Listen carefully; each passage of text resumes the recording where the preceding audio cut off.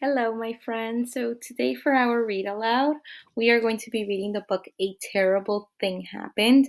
And I thought about this book because I know that you may or may not have yet received the news that Miss Connie will not be coming back next year. And I know that sometimes when we hear about someone not coming back, that makes us sad, right? And I know you probably also heard already that Mrs. Griffith is not coming back. And so I know that that probably will makes you feel sad as well. And sometimes change makes me feel kind of sad as well. So knowing that the people that I used to see every day aren't going to be there, that's changing. That makes me feel kind of different. And I kind of nervous, like what's going to happen now? Who's going to be our principal? What's going to happen?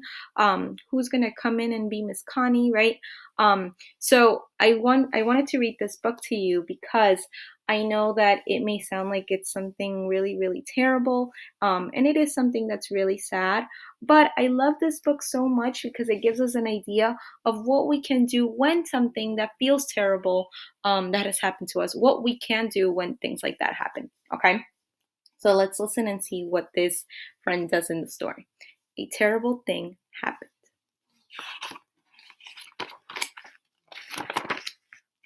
Sherman Smith saw the most terrible thing. He was very upset. It really scared Sherman to see such a terrible thing. Sometimes we don't just hear terrible things, right? Like terrible news or news that we don't want to hear, but sometimes we see things that we get scared about, right? Or that scare us. Sherman did not like feeling so afraid. He did not want to remember what happened. So Sherman decided not to think about the terrible thing he saw. Sherman thought that would make him feel better. Have you ever done that? Have you ever thought, okay, I'm going to get this thought out of my brain. I'm not going to think about it anymore. Have you ever thought of that? Because I've definitely thought about that before, but you know what? It's still in my brain. Let's see if that happens to Sherman. At first, the plan seemed to work. Sherman woke up every morning, brushed his teeth, and went to school. Sherman played with his friends. He teased his sister and walked his dog. Everything seemed all right for a while, but something inside of Sherman started to bother him. Do you think he's okay? Do you think his plan worked? Let's see. Sherman had to play more, run faster, sing louder in order to forget the terrible thing that he saw. Other things started happening to Sherman too. Sometimes he didn't feel hungry. It's happened to me before. When we stopped going to school, I got really sad and then I just stopped eating and I was like, I just don't want to eat. I'm not even hungry right now because I just want to go back to doing the things that we used to do. Let's see what Sherman does. Sometimes his stomach hurt, his head hurt. Sometimes he felt sad, but he did not know why. Sometimes he was nervous for no reason at all. That's how I felt. Remember I told you when I heard the news about Miss Griffith and Miss Connie, I got really nervous. I said, oh my goodness, who's going to come? What's going to happen next? Sometimes he did not sleep very well. Oh my goodness, that's happened to me too. You should be making a silent connection if it's happened to you too. Sometimes when he did sleep, he had very bad dreams. The bad dreams scared Sherman. All of these things made Sherman angry. He seemed like Sherman was angry all the time. Oh, so what's happening to his feelings? He went from feeling scared to feeling what? Angry, right? How do we say angry in Spanish? What does angry mean? Enojado, ¿verdad? Entonces él comenzó triste, pero ahora se siente bravo. Why do you think his feelings are changing? What do you think is happening? Has that happened to you before? That's happened to me before. Sometimes I start with one feeling and then I end up feeling a completely different thing. Sherman started to get in trouble at school. Sometimes he felt so angry that he did mean things. Getting in trouble so often made Sherman feel bad. Sherman did not understand all his bad feelings. He felt confused. Oh my goodness, a new feeling. What does that mean? Confused. Because we haven't heard Sherman feeling this way. Does anybody know what that means in Spanish, confused? Yeah, confundido. And if you hear it, confused, confundido, they sound very similar, right? Estaba confundido de las cosas que estaban pasando. Entonces, otra vez Sherman está sintiendo algo nuevo. Sometimes parents help children figure out their feelings. Sometimes teachers and other grown-ups help. This is how Sherman met Miss Maple. Miss Maple helped Sherman think about his feelings. She listened while Sherman talked to her. They played while they talked. Sherman did not feel as mixed up when he spoke to Miss Maple.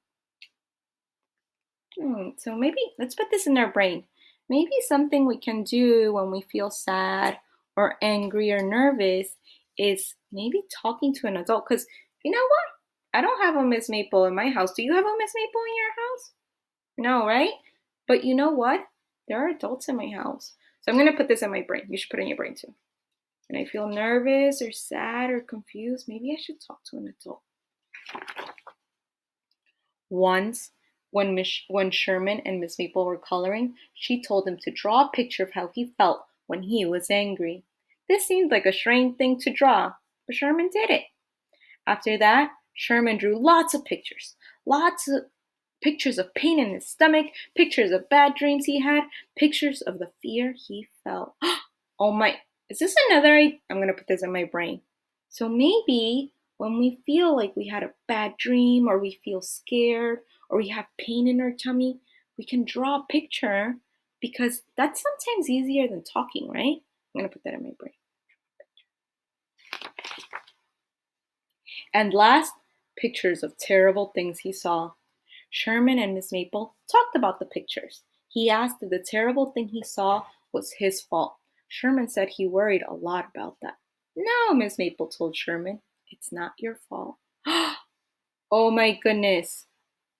I thought it was my fault that Miss Connie and Mrs. Griffith left. Because I thought, oh my goodness, Miss Salamea, maybe you didn't do your job well enough. Maybe that's why they left. But you know what? Reading this book, I'm starting to think, I don't think it's my fault. Maybe I need to talk to Miss Connie and Miss Griffith so that they can explain it to me. Let's see. Sherman told Miss Maple a lot of things. He told her about the bad dreams. He told her how scared he felt. It was all very hard to do. Miss Maple was proud that Sherman was trying to talk about such hard things. You know what? I really like that Miss Maple is thanking Sherman because it's not always easy to talk. And even though it's in our brain, right? Even though we're saying, okay, we're going to talk to an adult, sometimes it's not really easy to just do that. You have to be really brave to do that. So before you talk to an adult, and if you're feeling and you feel scared before talking to them, that's okay. Okay? You have to feel really brave to do that. And I know that you can do it because you're superstars. Sherman found that it felt good to let his feelings out. Feeling good helped Sherman feel stronger. When Sherman felt stronger, he did not feel so angry. Nothing can change the terrible things that Sherman saw, but now he does not feel so mean. He's not so scared or worried. His stomach does not hurt as much, and the bad dreams hardly ever happen. Sherman Smith is feeling much better now. He just thought you would want to know. The end. Okay, so I want you to think about this book because I know that the news that we have been talking about with Mrs. Griffith and Miss Connie can be really, really hard. But I really, really like this book because it has some great ideas on what we can do when we have news that we don't really want to hear or we see things that don't really make us happy, right? So you can always remember that you can talk to an adult at home or you can contact me and talk to me. You all have my phone number. Your adult has my phone number. And you can also draw a picture, right? Sometimes it's not easy to talk, but sometimes drawing a picture really, really helps you think about what you're actually feeling because one of the biggest things that's really hard to do is trying to figure out how you're actually feeling. And when I got the news, I didn't know how I was feeling. I didn't know if I was sad. I didn't know if I was angry. I didn't know if I was confused. Okay, I felt all of these feelings. But the first thing you want to try to do is think, okay, how am I feeling right now? And once you know your big feeling, then you want to try to calm down so that you're ready to talk, right? Because if I'm really, really, really angry and I want to talk to Mr. Padilla and I'm like, Mr. Padilla, is he going to understand me? No, right? So make sure you're calm and you're ready to talk. And I know that you can do it. And I'm here for you. I will be there next year and you can talk to me next year if you still have questions, right? But I know that this can be really difficult to hear, and they're not news that we really want to hear, but we're all here for you, and we're going to work it out and we're going to figure everything out, okay? So I hope that you have a wonderful weekend. But if you have any questions, you can always contact me, and I hope that you get lots of rest and you play a lot as well. But we will see each other on Tuesday because Monday there's no school, so you get one extra day to play. That doesn't mean that you don't play the other days, but you get more time to play. But we will talk to each other on Tuesday. I miss you all very, very much, and we will see each other soon. Bye, my friends.